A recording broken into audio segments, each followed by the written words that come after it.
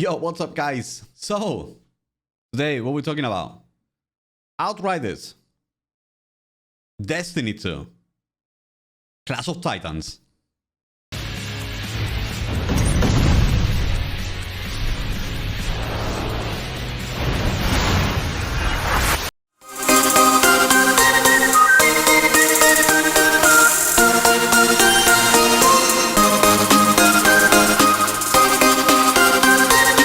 Well, I heard this several times. Is Outriders the new Destiny killer? Well, we're gonna go through different points. I'm gonna prove my points and we're gonna see if it really is going to be the Destiny killer. So let's get to the first point, which is going to be the story. How is the story compared between Destiny and Outriders? So basically, the story is completely different. While Destiny is telling you the story, while you are actually playing the game and a very few cutscenes, on Outriders, it's very heavy on cutscenes and it's telling you a huge story right from the get-go. That is the biggest downfall on Destiny. The story might not be the best. It has improved from the start. It has improved massively from the start, but it's nowhere near the story the Outriders is telling you. So, in my opinion, the story goes to Outriders, where they actually tell you the story in a different way as well. And also, the story on Outriders could last about 15 hours, while on Destiny, you can get to 8 hours, maybe even somehow you can, not sure, but this one goes to Outriders. Second thing we're gonna be talking about is going to be gameplay. Is a gameplay good? Like, how does it compare on gameplay wise on each one of them? So gameplay between Destiny and Outriders is going to be completely different. When Outriders plays on third person, it's a over-the-shoulder view. Destiny is a first-person shooter, so it just plays on first person. You always see your gun. On Destiny, basically the gameplay, it's great. I'm just gonna put it out there. It's great. Destiny's gameplay is absolutely brilliant. It feels good to shoot aliens on the face. It feels good to play with different weapons. It feels good to jump around. It feels good to use your abilities. So that's the biggest thing about Destiny, to be honest. Like, that's the one thing Bungie has nailed. Like, weapons feel good. It feels good to shoot on Destiny. It's a first-person shooter. If it doesn't feel good to shoot stuff, like, what are you even doing? So Destiny is still going as it is, not just because, I mean, they're lacking endgame content. They're having issues with several different things. It's still going, and it's still gonna keep going because it just feels good to play Destiny. Second thing about Outriders. How's the gameplay on Outriders? Well, Outriders have some issues, in my opinion, regarding gameplay. The weapons feel very similar to each other. Any other than the shotgun and the sniper, everything is pretty much the same. And also, the cover system, it just doesn't feel fluid. When you're in the cover and then you're using abilities, it kind of like somehow it goes out of the cover and then sometimes it goes back to cover and sometimes it doesn't.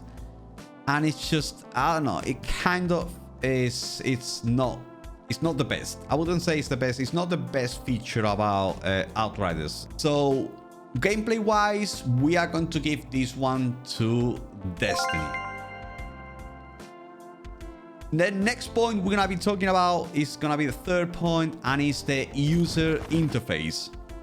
How's the user interface comparing between Outriders and Destiny? So on Destiny, for example, the user interface is actually changing on the next season, I believe, which is coming within the next few weeks. They're actually reworking the whole user interface, and it's going to look even more like Outriders. So it's going to be pretty much the same. Destiny's is being worked within the last, obviously, 6 years. And it's been reworked like several times already. It's not the best right now because there is some like the quest on a different tab, and then the start is on a different tab, and the inventory is on a different tab. So it's kind of like a bit confusing. Only Destiny players know where everything is. It's got to be a little bit easier to get around, but it's really good. I mean, you can see the weapon, you can see the different other weapons that you have on your inventory, and then the gear and the helmets and the gauntlets and everything else. So obviously it's pretty good. It could be a lot better. Same thing goes for Outriders. Outriders user interface is pretty much the same thing as Destiny. You got the different tabs, you got your inventory, your different weapons and different pieces of gear, and also you got your quests and skills and stuff like that. So in that regard, they're both, I would say, in regards of user interface, they are both pretty similar. They are both good and bad in different ways. So like they have to be like, it's a draw here. I just can't go for one or the other. So they both have good things and they both have bad things. So the next thing, fourth, we're gonna be talking about, and it's going to be looting. How is looting in both of the games? Well, let's talk about Destiny. Destiny 2's looting is actually really good.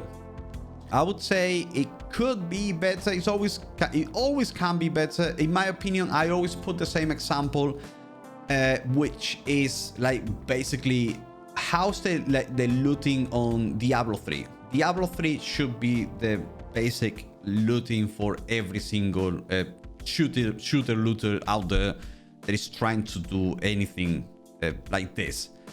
Like, look at Diablo 3. Look what Diablo 3 is doing. Like, that is looting. That is a good looting system. That's almost, I would say, 99% perfect. It's not fully perfect. Obviously, there's never gonna be a perfect looting system. But it's 99% perfect. And that's what every game should try to do. So Destiny is pretty close. Outriders is also pretty close. I think they are both like the same again. They are both really, really close on doing this thing. Like pretty similar to Diablo 3. And you get showered with loot. Sometimes too much on Destiny. Sometimes too much on Outriders. But every single piece of gear is kind of like relevant in different ways. So on Destiny, you will get, your weapons will feel different and they will have different perks. And gear on Destiny will increase your stats. While on Outriders, the weapons and the actual gear will boost your mods and they will synergize with the mods. So I would say in here, again, in regards of looting, both of the games, like I will have to go with a draw. I just can't go for one or the other. It's literally, they're both good on their different ways. One boosts stats and the other one boosts mods, which is going to synergize with the weapon and the character. So they are both pretty good in looting wise, and you get showered with loot enough. So pretty good. They are not at the level of Diablo 3, but they are good. So the next point we're gonna be talking about is the fifth point, which is endgame. How endgame plays on Destiny and Outriders. So let's go with Destiny first. So the endgame on Destiny, obviously we are comparing a game that is just recently come out and a game that is literally in Destiny 2, also on the second version of Destiny, and also it's been around for 6 years, over 6 years already. So Destiny has raids, has strikes, has Crucible, which is the PvP content, and has Nightfalls, and has several different ways to, you know, get to the end game, to get the higher stats loot and to the highest power loot and everything. So it's already figured out different ways, to different activities, Gambit as well, actually. They have already figured out different activities to create loot, to make loot for you. So I would say You know, Destiny has the advantage here because they've been around for a lot longer and they have several different ways to earn your end game loot. So if you're a PvP player, you will focus on the Crucible, on Trials of Osiris. And if you are a PvE type of content, you will do Nightfalls, you will do Grandmaster Nightfalls, you will do raids. So obviously, if you're focused on that, you can do these other things. In terms of Outriders, what do we have as endgame on Outriders? Well, all we have right now on Outriders is literally expeditions. That's all there is to it. There is 14 different expeditions, and that's about it. That's all you get. Obviously, Outriders has just come out and they just released endgame with the game, which usually doesn't happen on a looter shooter, so that's actually pretty good. But that's about it. I mean, I cannot go any further with the endgame system on Outriders. That's all there is to it. So in this case, we are going to go with Destiny. Destiny's endgame is much better, in my opinion. It's a lot better. It's got a lot more variety, and obviously, like I said before, you know, Destiny has been going for 6 years, while Outriders, it's just been out for 2 weeks. So, like, obviously, it's gonna be like that. Next, we're gonna be talking about, which is the 6th point, is the post-launch content. How is post-launch content looking like on each and every single one of the games? So basically, Destiny 2's you know, post-launch content, we all know it keeps coming. It's got a seasonal pass, it's got expansions, which are used, like the seasonal pass is about 3 months and a half, and between 3 months and a half for the seasonal pass, the season pass, and actually the expansions, which are the big drop of content, usually come out every year. Right now, with the whole COVID stuff and everything, it's been delayed a tiny bit more, so it's been like basically taking a bit longer, a bit more than a year, but it's almost like a year release of a big pieces of content. So right now, that's what there is on Destiny. There is nothing on Outriders.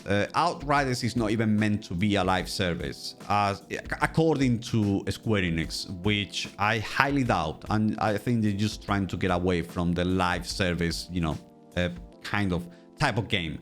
So people don't demand. So I think Outriders might be coming out, not with Season Pass, but they might be coming out with small pieces of, you know, content coming out later on. They have a huge library they can go on because the story is absolutely brilliant, and they can go on so many different ways. They have so many doors open, so they have a really solid base already, so they can go on with a lot more. So I would say, in my opinion, you know, the post content on Outriders can potentially be really good. It's non-existent at the moment, so we don't know anything. So post-launch content goes to Destiny 2 because we know they have content already planned for the next 2 years. So yeah, let's see what Outriders comes out with post-launch content. I actually want them to do a lot more.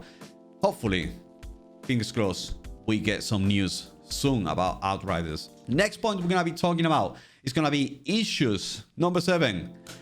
Issues. Do we have any issues? Well, both of the games have issues. I'm gonna say, let's go with Destiny 2. Destiny 2, every single time they're releasing a new piece of content, like a new expansion, like every year, the yearly release, they have an expansion. There is always server issues. No one can get connected to the game. You get kicked from the game. Everything is a mess.